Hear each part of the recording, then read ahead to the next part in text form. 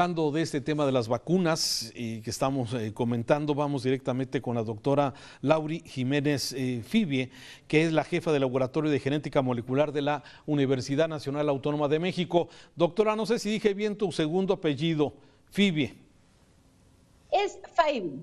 Fíjate, muchas gracias, te lo agradezco por la aclaración. Oye, a ver, doctora, a ver, la vacuna, todo el mundo queremos saber cómo estamos, cuándo va a llegar, cuándo nos van a vacunar, los trabajadores del sector salud, trabajadores del sector salud privados que también están peleando y definiendo su vacuna. Sí, hasta el momento ha habido reacciones mínimas de acuerdo a lo que se ha informado a las más de 500,000 vacunas que se han aplicado aquí en México. Bueno, sí, hasta el momento, sí, y que de alguna forma ha habido una pequeña cantidad con alguna reacción, solamente 2 personas tuvieron alguna reacción grave. Pero, a ver, ¿qué implicaciones, si estábamos hablando en este momento, de que hay 2 vacunas, tanto la Pfizer como la Moderna, que requieren 2 piquetes, dos aplicaciones, doctora? Platícanos un poco de esto. Sí, claro. No solamente la de Pfizer y la de Moderna. Estas 2, desde luego, que requieren 2 dosis. La de AstraZeneca también requiere 2 dosis. Okay. Sí, hay otras vacunas. La de Johnson Johnson es una sola dosis. La de CanSinoBio también es una sola dosis. Depende de la vacuna, pero finalmente sí.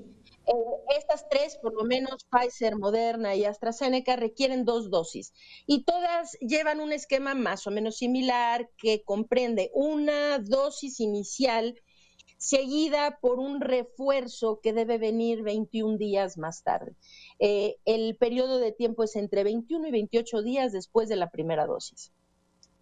Si nada más te aplican la primera y estamos hablando por el recorte de vacunas, porque el registro que se lleva se está haciendo a mano, a lápiz y papel, ¿qué pasa si de alguna forma nada más recibes la primera vacuna? ¿Qué efectos puede tener y si sirve?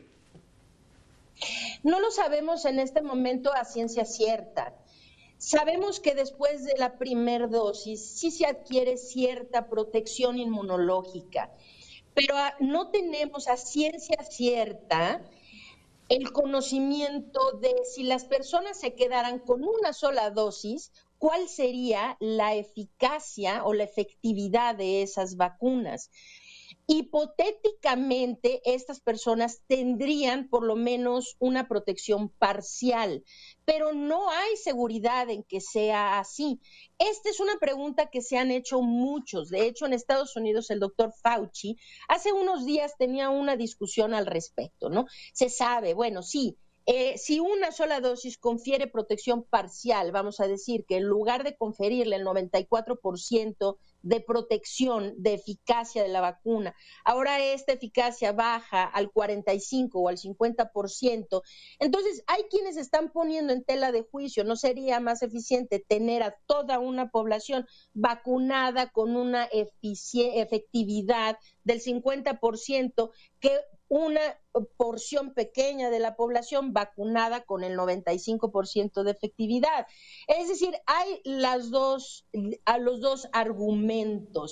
Pero como bien lo dice el doctor Fauci, y esto lo dejó muy claro, en este momento no sabemos si una sola dosis va a conferir qué nivel de protección y cuánto tiempo va a ser esta protección. De hecho, a la fecha no sabemos cuánto tiempo dura la protección de las vacunas, independientemente de que se haga una dosis o 2, pero se corre el riesgo que una sola dosis podría disminuir este tiempo y además disminuir la protección que confiere. Entonces, en términos generales, mientras que suena como un sueño de ¿por qué no mejor damos una sola dosis? Y en este momento, con la evidencia científica que tenemos, ahorita hay que seguir los lineamientos que las farmacéuticas han establecido y han demostrado para la eficacia de sus vacunas. Es decir, 2 dosis con 21 a 28 días de intervalo entre la primera y la segunda. Oye, doctora, y a ver, una pregunta que muchos me lo están haciendo a través de las redes sociales que están en comunicación. ¿Por qué México no ha desarrollado su propia vacuna? Y te lo pregunto porque hoy leía en la mañana de la Universidad Autónoma de Querétaro que estaban haciendo su propio desarrollo. Pero yo te pregunto, tú como jefa del Laboratorio de Genética Molecular de la UNAM, ¿no hay capacidad para poder desarrollar una vacuna? ¿De qué se necesita para que México tenga su propia vacuna? No, bueno, no hay una razón concretamente por la cual México no pueda tener una vacuna propia. Tampoco no hay una obligación de que la tenga.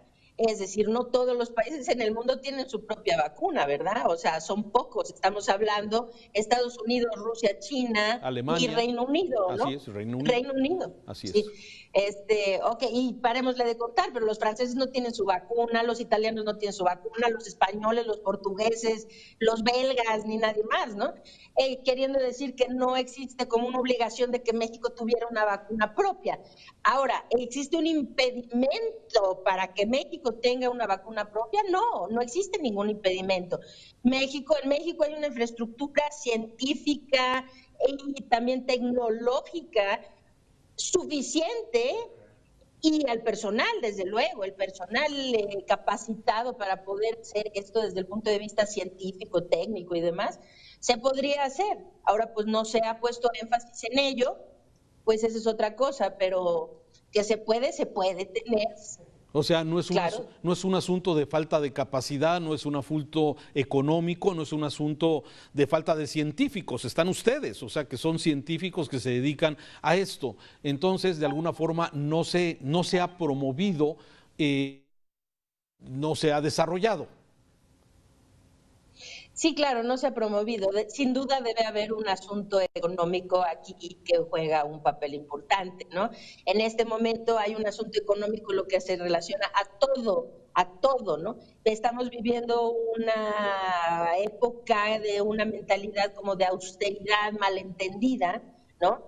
Que se malentiende porque, por ejemplo, si ahorramos mucho en hacerle pruebas diagnósticas a la población, que nos podría permitir disminuir significativamente los contagios y salvar muchísimas vidas, pero no hay austeridad, por ejemplo, para construir un tren, ¿no? O un aeropuerto nuevo, o una refinería, o hacer estos 3 proyectos magnos al mismo tiempo, mientras que se le recorta todo el presupuesto a la cultura,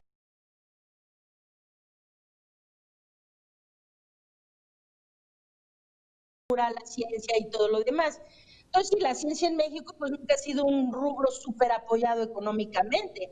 Entonces, pues si no se inicia un proyecto de ese calibre y magnitud que sí requiere mucho financiamiento en México, pues sin duda tiene algo que ver con el poco presupuesto que se le asigna a la ciencia en nuestro país, ¿no? Claro. Pero es decir, en teoría, no hay razón por la cual, teniendo el dinero invertido en eso, se podría hacer una vacuna mexicana. Pues claro que sí, no hay impedimento. Ahora, insisto, tampoco hay una obligación de que se haga así, ¿no? Claro, me queda claro esta explicación. Doctora, te agradezco, Lauri Jiménez, te agradezco mucho que nos hayas platicado y comentado sobre este tema de las vacunas. Me parece que no hay ningún tema más importante hoy en México y en el mundo, yo creo, sí, que obtener la vacuna, la inmunidad para poder protegerse de este virus virulento, mortal, que ha generado tanto dolor y tanta pena a tantas familias en el mundo, incluyendo nuestro querido país. Doctora, gracias. Así es, nada que agradecer, al contrario, un placer estar en el programa. Saludos, muchas gracias.